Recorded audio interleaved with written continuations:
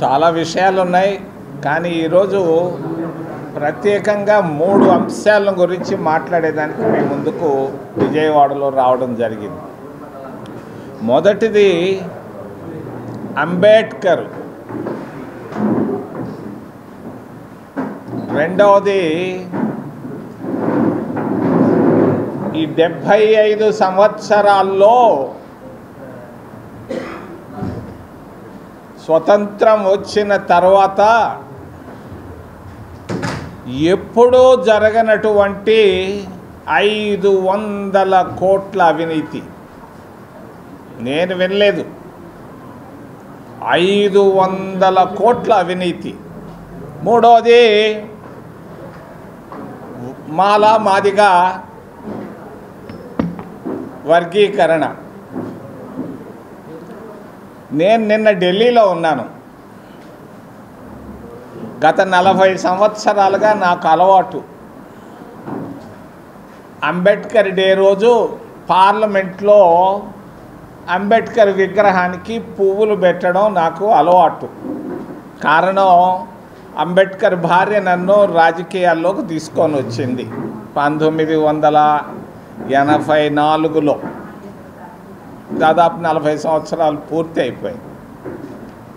నిన్న నేను ఇంత దూరంలో ఉండి మోడీని చూశాను,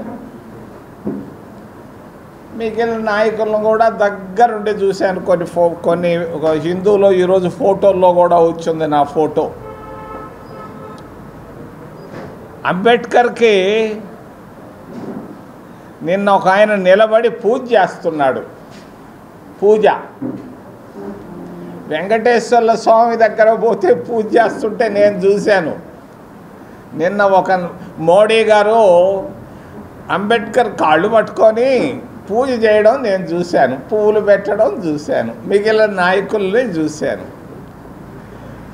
అంబేద్కరు ఒకప్పుడు 10 అడుగులు 20 అడుగులు ఎత్తుండే అంబేద్కరు ఈరోజు 125 అడుగులకి లేచి పైకి ఎదిగిపోయాడు.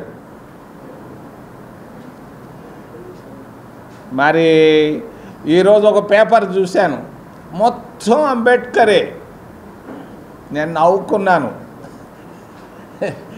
ఏంది అంబేద్కరు ఇంత గొప్పగా రావడానికి కారణం 2. మొదటిది వాడు కాన్షీరామ్ వాడు దీన్ని అంబేద్కర్ని 125 అడుగులకి ఎత్తుకొని పోయాడు. వాడు 40 సంవత్సరాల నాడు అంబేద్కర్ వేరు, ఈరోజు అంబేద్కర్ వేడు. మహాత్మా గాంధీ గారు చాలా మంది చెప్తారు, నిన్న చెప్పాడు చండీగఢ్లో మోడీ భారత రాజ్యాంగాన్ని నలిపేశారు, కుదిచ్చేశారు అని చెప్పి మోడీ చండీగఢ్లో ఉపన్యాసం ఇచ్చాడు. ఈ మోడీ గారిని గురించి ఒక్క మాట చెప్పి ఆయన ఉపన్యాసానికి వస్తారు. మోడీ గారు ఈ 11 సంవత్సరాల్లో సాధించింది ఏంటంటే దినానికి 4 సార్లు బట్టలు మార్చడం. పొద్దున్నే ఒకటి, మధ్యాహ్నం ఒకటి, సాయంకాలం ఒకటి, రాత్రి ఒకటి. ఒక్కొక్క జత బట్ట ₹1,00,000. కుట్టుగోలు 10,000 రూపాయలు. ఆయనకు 10,000 జతల బట్టలు ఉన్నాయి. ఉండి మనకేం నష్టమే ఉంది, ఏం చేసుకుంటాడో చేసుకున్నాం. ఆయన భారత రాజ్యాంగాన్ని బాగా రాయించలేదు, భారత రాజ్యాంగాన్ని కాంగ్రెస్ పార్టీ నలిపేసింది అన్నాడు. కాదు, మహాత్మా గాంధీ గారి ఆలోచనే అంబేద్కర్ని కాన్స్టిట్యూంట్ అసెంబ్లీకి చైర్మన్ చేయడం జరిగింది. నాకెట్లా తెలుసు? జవహర్లాల్ నెహ్రూ గారు చెప్పారు అంబేద్కర్ గారి సతీమణికి. భారత రాజ్యాంగాన్ని రాసేటప్పుడు ఎవ్వరూ ఫ్రీడమ్ ఇవ్వలేదు అంబేద్కర్కి. ప్రతి ఒక్కరూ వెనక్కి లాగారు, అదొద్దు ఇదొద్దని. కానీ దానికి విసిగిపోయాడు అంబేద్కర్. 2 సార్లు రాజీనామాను పంపించాడు ఆ రోజు ప్రధానమంత్రి పండిట్ జవహర్లాల్ నెహ్రూ గారికి. ఆ రోజు సెల్ ఫోన్లు లేవు, ఫోన్లు కూడా అంత లేకపోతే సొంత ఆయన భార్యను డాక్టర్ సవితా అంబేద్కర్కు రాజీనామా రాసి వద్దు నాకు ఈ కాన్స్టిట్యూంట్ అసెంబ్లీ చైర్మన్షిప్ అని రాసి ఆయనకు పంపించాడు. ఎక్కడ తీన్మూర్తి భవన్లో ఉండేవాడు ప్రధానమంత్రి. ఆయనకి వెళితే అంబేద్కర్ భార్యను చూసి లేచి నిలబడ్డాడు జవహర్లాల్ నెహ్రూ. ఏమ్మా వచ్చావు అనంటే అంబేద్కర్ గారి జాబ్ అన్నాడు. చూడంగానే వెంటనే చించేసి, ఇది నా ఆలోచన కాదు, మహాత్మా గాంధీ గారి ఆలోచన. భారత రాజ్యాంగాన్ని రాయాల్సింది రాసేది ఒక్క అంబేద్కర్ ఒక్కడే. ఆయన ఆలోచన ప్రకారంగానే నేను ఆయన్ని చైర్మన్గా కాన్స్టిట్యూంట్ అసెంబ్లీకి అపాయింట్ చేశాను.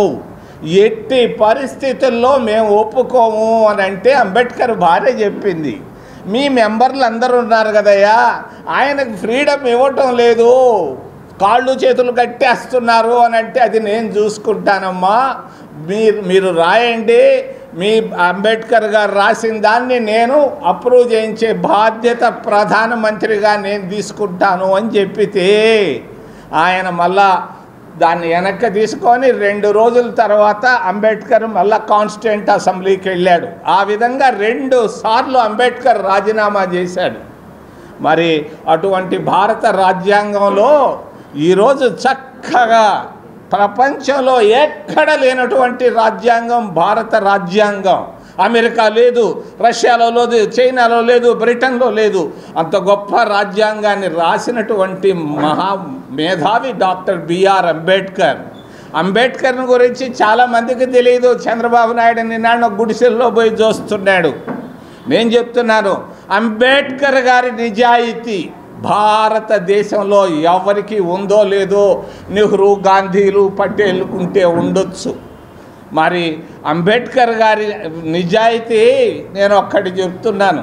చనిపోయే 6 నెలలకు ముందు అంబేద్కర్ ఒక మాట అడిగాడు ఆయన భార్యని, నేను చనిపోయిన తర్వాత నాకు ఒక చిన్న మరి ప్రామిస్ చేయి కబీర్ అని అడిగాడు. కబీర్ ఆమె పేరు, సవితా కబీర్.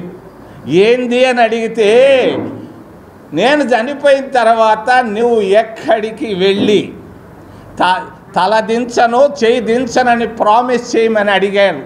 అంబేద్కర్ ఆ భార్య ఒప్పుకుంది, ప్రామిస్ చేసింది, నేనెక్కడికి పోను, ఎవడి దగ్గర దేనికి తలదించను చేయి దించను డబ్బు కొరకని చెప్పిన తర్వాత 6 నెలలకు అంబేద్కర్ గారు చనిపోయారు. మరి అది నాకు తెలియదు. అది నేను అంబేద్కర్ గారి భార్యకు నేను మంత్రి అయిన తర్వాత 1991 జూన్ 23వ తారీఖున అప్పటి ప్రధానమంత్రి పివి నరసింహారావు గారికి జాబ్ రాశారు. అయ్యా, అంబేద్కర్ భార్య ఒక అంగన్వాడీకి సొంత ఇల్లు లేదు, అంగన్వాడీ కేంద్రంలో ఉంది, ఆమెకి కారు లేదు, మరి బొంబాయి సిటీ బస్సుల్లో తిరుగుతూ ఉంది, చేతిలో పైసలు లేవు తినేదానికి అని అంటే ఆయన ఫోన్ చేసి పిలిపించి అడిగాడు, ఏమ్మా ఇది నిజమా అని అంటే, నీకు ఎవరు చెప్పారని అంటే నేను రాసిన నోటు చూపించాడు PV Narasimharao doctor BR Ambedkar గారి భార్యకి. చూపిస్తే ఆమె లేచి టకటక అని అలిగి వచ్చి నన్ను చూచి తిట్టిద్ది. ఆమె ఎవరు రాయమన్నారు ఈ జాబ్ అంటే, నేను వాస్తవం కదా రాశాను అని అంటే, నేను అంబేద్కర్ గారికి ఇచ్చాను ప్రామిస్, ఎక్కడ చేయి దించను తల దించను. ఆడ లాల్ బహదూర్ శాస్త్రి భార్య ఉంది కదా, ఆమె తీసుకున్నది నువ్వెందుకు తీసుకోంటే, శాస్త్రి వేరు అంబేద్కర్ వేరు. అంబేద్కర్ గారి నిజాయితీ ఎవరికీ లేదు. అంబేద్కర్ గారి నిజాయితీ మేధస్సు వల్ల మరి ఈరోజు అంబేద్కర్ అందరూ పూజలు చేస్తున్నారు. వెంకటేశ్వర స్వామి పూజ చేసినట్టు నిన్న మోడీ అను ఇంకొక పేర్లు చెప్పని వాళ్ళు పూజలు చేస్తుంటే నేను నవ్వుకుంటూ ఉండారు పార్లమెంట్ భవన్లో. ఇది మార్పు. అంబేద్కర్ గారు రాసినటువంటి రాజ్యాంగం ప్రపంచంలోనే ఎక్కడ లేనటువంటి రాజ్యాంగం. అటువంటి ఆయనకు నేను ఘనమైన నివాళులు ఈరోజు విజయవాడ నుంచి తెలియజేస్తూ